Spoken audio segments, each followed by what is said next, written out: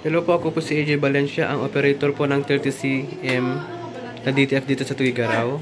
Ito po ay nagamit ng 6 na araw na may total meters na 19.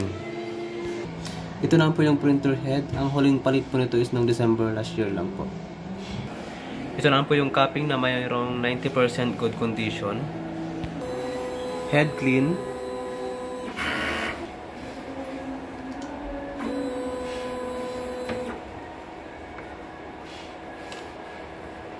Pagkatapos mag-hand clean, punasan ang wiper. Nozzle check.